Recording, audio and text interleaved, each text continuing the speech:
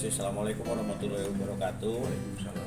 Jadi tentang buku ini kebetulan bertepatan dengan ulang tahun saya kemarin yang ke-60. Oh, udah 60. Ya, tanggal 5 Maret. Alhamdulillah kami berhasil menyelesaikan penyusunan sebuah buku autobiografi yang diberi judul Tetirah Sang Pencerah. Karena ini autobiografi, tentunya saya membuka memori dari mulai masa kecil, remaja, dewasa sampai dengan hari ini. Terus terang saja, pembuatan buku ini kami buat ya selama 3 bulan ya, dalam kesendirian saya, ditemani gemericik air di pinggir rumah saya. Kebetulan ada sungai, dalam suasana konflik kebatinan. Kenapa saya katakan ini dalam suasana konflik kebatinan? Karena terus terang pada saat itu ada suasana konflik pada diri saya dari beberapa persoalan yang saya hadapi ya. Pertama, pada saat itu kita semua sedang menghadapi pandemi COVID-19. Kemudian juga kami menghadapi persidangan Badan Kehormatan tentang kasus Diksi Limbah. Kemudian juga pada saat yang bersamaan kami sedang melaksanakan pendidikan Lemhanas. Tapi kami tidak mau menyia-nyiakan waktu yang ada. Kebetulan dalam sisa-sisa pengalaman saya yang dulu juga pernah belajar jurnalistik, kami tuangkan dalam bentuk tulisan. Dalam bentuk tulisan, maka kami lakukan. Alhamdulillah, kata demi kata berhasil kami rangkai dan jadilah sebuah buku ini. Nah,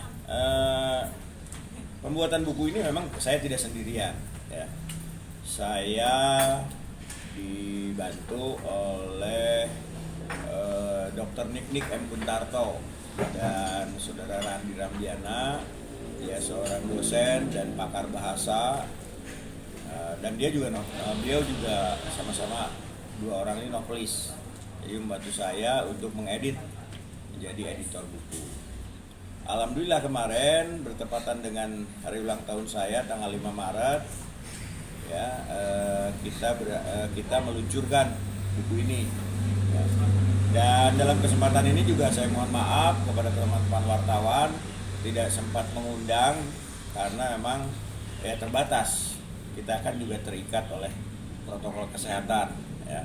Dan yang datang itu tidak banyak, hanya 60 orang, 70 orang ya.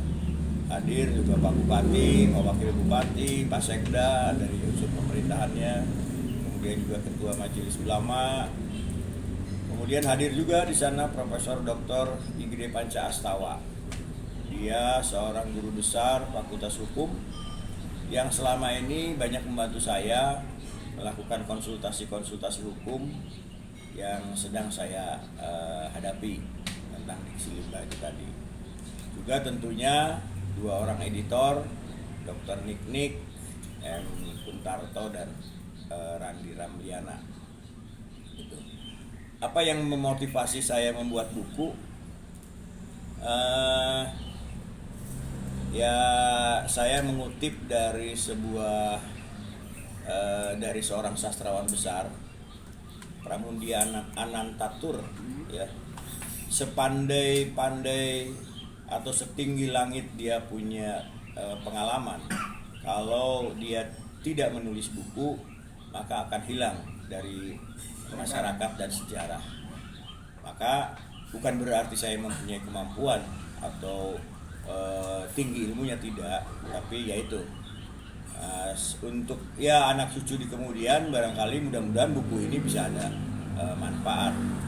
Karena kami juga menulis dari mulai saya mencoba mengurai memori saya ya, dan saya appreciate kepada Ibu Niknik yang sudah mencoba memotivasi saya membuka memori ya, coba diceritakan masa kecil segala macam, ya saya tuangkan dalam bentuk tulisan itu. Alhamdulillah Profesor Dr. Gede Panca Astawa juga menyampaikan dalam sekapur sirihnya, ya, dituangkan beliau. Kemudian juga Ketua MUI juga menyampaikan sekapur sirih, nanti bisa dilihat lah, gitu. Itu barangkali tentang buku Tertirah Sang Pencerah. Ya, berarti waktu 3 bulan ya Pak ya? Ya, selama 3 bulan itu dalam suasana konflik kebatinan antara kita menghadapi hati-hati menghadapi pandemi, menghadapi persidangan BK itu kan tahu sendiri teman-teman wartawan mengikuti kan serba cepat, serba maraton. Nah, di sela kesendirian saya di rumah itu ya saya mencoba. Sebelum ini Pak bisa disebutkan berapa halaman, terus makna dari Tertirah itu apa gitu kan? Terus terang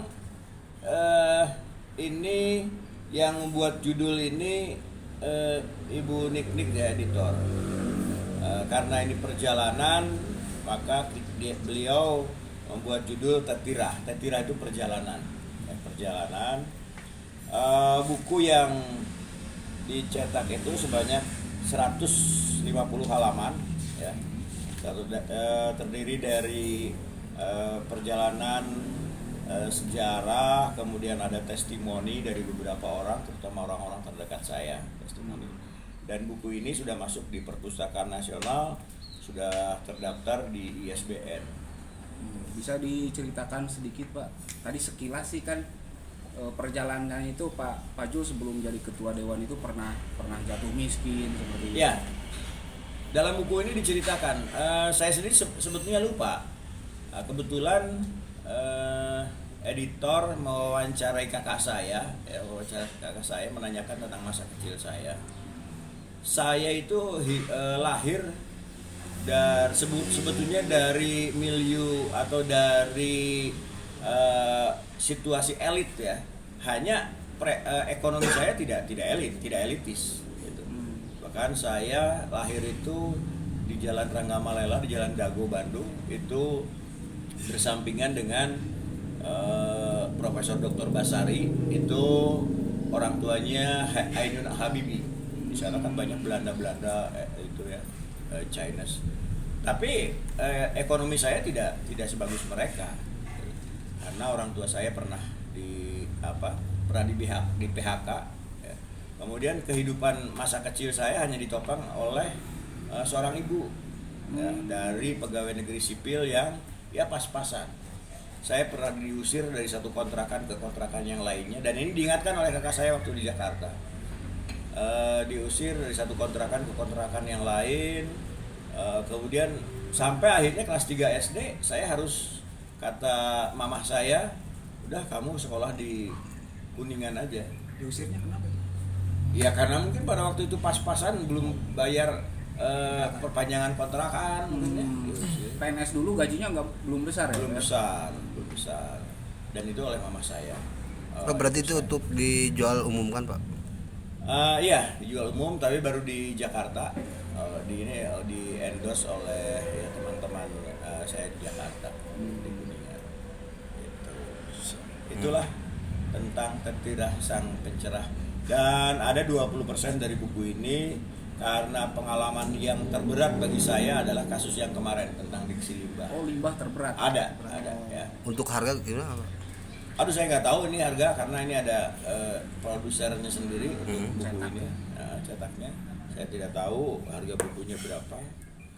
Mungkin pengalaman maksudnya yang terberat itu gimana tuh maksudnya? Terberat itu seperti apa? Ya terberat karena bisa kita bayangkan ya, hanya mengucapkan sebuah kalimat akhirnya ini menjadi viral. Viral di seluruh Indonesia, bahkan TV segala macam, media sosial segala macam. Sehingga saya menghadapi ribuan hujatan, bullying, ya. Ya tapi alhamdulillah saya bisa menghadapi persoalan itu, dan kita sekarang sedang berada di PT UN kalau masalah itu. Ya saya selaku orang yang punya hak hukum, ya, warga negara, ya itu kita tempuh. Ya. Saya hargai apa yang sudah diputuskan di lembaga, nah, tapi kan ini masih ada celah hukum yang bisa kita tempuh, ya kita lakukan. Apapun nanti keputusan PT UN ya kita harus hormati dan hargai semua. 2 kali sidang lagi ya Pak ya? Saya nggak bisa mendahului, itu kan kewenangannya majelis PT UN. Terus Pak kan ini buku perdana ya Pak ya? Ya. Mungkin ada satu pesan kan dari buku yang diterbitkan itu. Apa kira-kira buat pemirsa gitu? Ya, ini yang paling penting, pesan kepada ya, apakah pesan ini bisa dipakai atau tidak, namanya juga pesan ya.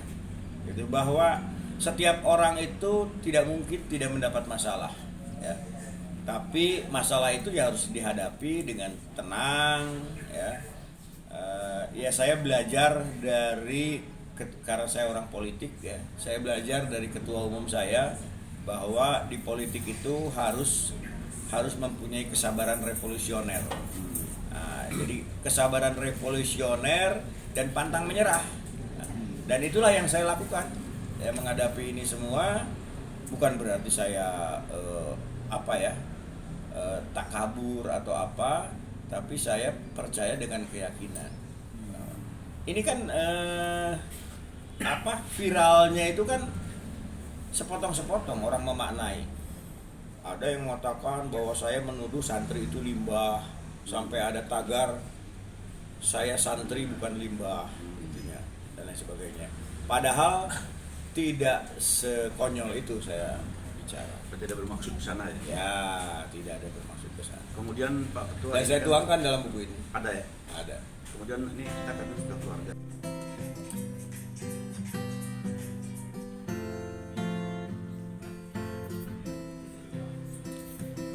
Terima kasih sudah nonton.